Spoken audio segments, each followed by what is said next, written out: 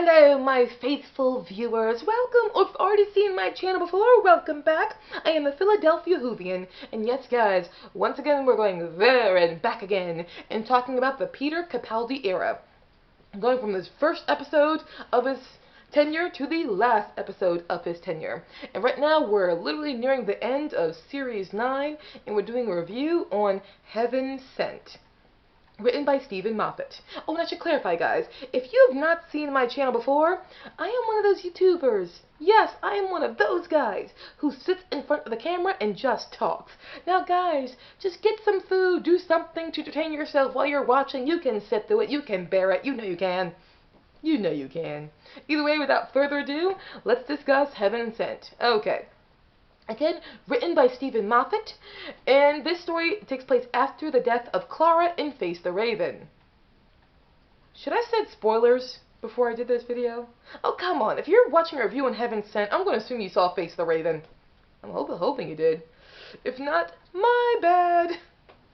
Okay, so yes. He's suffering from shock from the loss of Clara, from Face the Raven, and he wakes up in this location. It's like a tower that's constantly moving or things are shifting on him. And long story short, that's the thing about Heaven Sent. I was like, what happens in it? Like, I have a hard time describing what exactly happens in it. It's a story where the Doctor is confined to this one space the entire time and doesn't move and shift on him. There's this one creature in there, which, you know, it could have been better done, this creature. I mean, it looks scary sometimes, but most of the time it just looks like it's got sheets over it. But this creature, whenever it gets to him, or finally gets to him, it does inevitably kill him. Then we find out that he's died many times. He keeps being brought back to life, also that he can find this barrier, that he punches through the barrier, and then eventually he finds out where he is.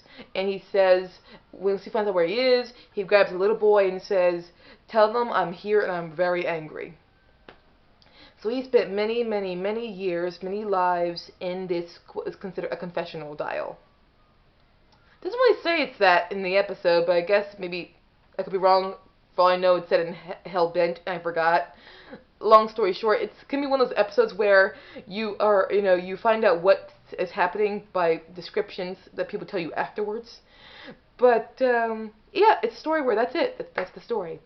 And you're thinking, well, there's more to it because it's all about the Doctor, like, what he's going through in that situation, how he's being confined to that location, and all that he's talking about and discussing. But here's the thing.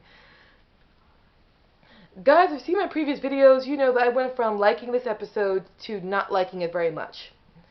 In fact, I said it's a story where it can feel like it's a lot of nonsense that's just concealed or disguised with genius. Or it's genius disguised with nonsense. I couldn't tell what it was. All I knew is when I finally sit down and watched it again, I was like, I'm not that interested to go back and rewatch this episode again, actually, despite that it's hailed as a masterpiece. And that's the thing. This story is hailed as Steven Moffat's great opus, his great masterpiece. I admit I do not think so. I think he has written plenty of stories that were either just as good as this or way better. But Heaven Sent is a lot of the Doctor talking and being in the room talking, and that's a clever idea, but a lot of things that he's talking about don't fully manifest themselves as being integral to the situation that's happening. It comes across as disorientated babbling. Now, babbling is okay, but it has to be done in a way where it's geared towards something. There's a long meaning behind it. But there are times where you're watching it and you're wondering, what exactly is this babbling pertaining to? And I'll explain when I watched it again. I watched it another time before I did this video, and there was something about it, and I realized something about it is very familiar. Very familiar. Has any of you, watching this video, ever seen the TV show called MASH? MASH is a TV show. It was a comedy, I guess, or a sitcom, but it's also very tragic at the same time, of the medical units who looked after the soldiers in the Korean War. And you see all the devastation that these people go through in this time, while it's also a comedy. It's funny. So it's a tragic comedy. It's got comedic and tragic elements in it. And the lead character in this is a character named Hawkeye. Yes, Hawkeye. He's a surgeon. Excellent doctor. Played by the incredible actor, yes, Alan Alda. This guy is incredible. incredible in every way. Oh, what a great actor. Well, there's one episode where he was known for giving an amazing performance, on top of all the other times he gave an amazing performance. But in this one episode, Hawkeye is driving along at the very beginning, and two kids run into the road, so he drives to the road to try to avoid hitting them. He does, but he gets to an accident. Boom! His head's almost like split open. And he gets out of the car, and immediately he's like, "Kids, are you okay?" Despite the fact that he's bleeding and everything. And the kids help him and bring him into their house, where no one in the house knows English. He's able to get the message out to his, to the, regiment that he serves under, but it takes a while for him to get there. So in the meantime, he's confined to this one small Korean house, and he cannot go to sleep. He cannot pass out, or he will die. His head is splitting. He's in massive pain. Massive pain. He could die. He's in a risky situation, so he spends the whole time talking to himself and talking to the people around him, even though they cannot understand. And he's babbling, but all of the babbling feels like it has a direction to it, besides the fact that Alan Alda gave a phenomenal performance while he's doing all this, and while he's trying to communicate with these people who cannot talk to him, and he can't really talk back, but he's also talking to himself, and he goes through beat change after beat change after beat change. Whatever beat change you thought that Peter Capaldi went through in Heaven Sent, my God, nothing compared to the beat changes that Alan Alda obviously went through. Because this was a time period where you put the camera up, and you just filmed sometimes, unless you want to change an angle, which means an actor had to constantly do beat changes. It wasn't like cut and now do a different beat change and then go back again. It was, oh no, you had to do a beat change in the same camera reel, so the actor had to change his emotion very quickly, and Alan Alda had the talent to do that. He was amazing. But it's about these two characters confined to the same spot. And there's a risk. They're going to die at any moment, and there's that constant risk looming over their heads. But there was just something about the way it was done in MASH that felt a little more properly oriented. And again, Alan gave a great performance. It could have been that. But it just felt like it was actually geared in it was geared in a real more focused way. And when I watched Heaven Sent again, I sat there like, this reminds me of something. This No Heaven Sent reminds me of something. As I remember, it reminds me of the episode from MASH. And it's not like just saying Moffat for taking another person's idea. First of all, he did it differently enough that it's very different stories, but also, we don't even know if Moffat got inspiration from MASH, despite the fact that if you were a screenwriter, MASH is one of those shows where it's like a prerequisite to watching. And even if he did get inspiration from MASH, which I'll never know, and it's highly unlikely he did, guys, I got news for you. Doctor Who writers and New Who have been taking other writers' ideas since the very first episode of Rose. It's just something they do.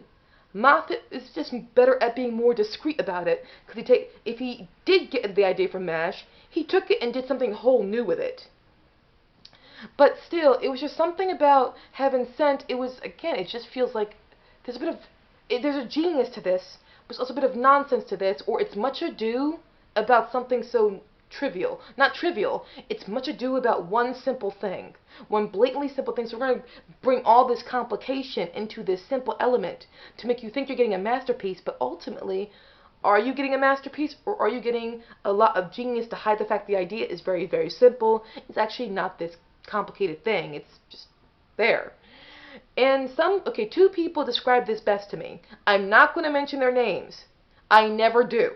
So if you guys are going to say in the comment section, oh, you didn't mention their names, so they're clearly not real. Guys, they're real, but you shouldn't put people's names out there, especially since they can always change their opinion. That's what you gotta do, just no. But I'm gonna say they said this because it's so much better than anything I could have said. One person called Heaven Sent The Emperor New Clothes of a Doctor Who episode, where ultimately you're being given something that's called genius, but is it really anything? Is it nothing, but it seems like it's genius because you're expected to believe it is. Another person, he described it as the episode where it's 45 minutes of the Doctor punching a wall. And that's what I felt. I felt both those things technically, but the one of 45 minutes, I was like, wait a minute, it is in all essentials 45 minutes of the Doctor punching a wall. It's genius, but it's also not genius to me. It's never going to be my favorite episode now at all because, guys, when you see something or you see a reality, you can't unsee it sometimes. It just sticks inside of you. It just stays there. And you can't unsee something after you finally do see it. But that's how I felt about this.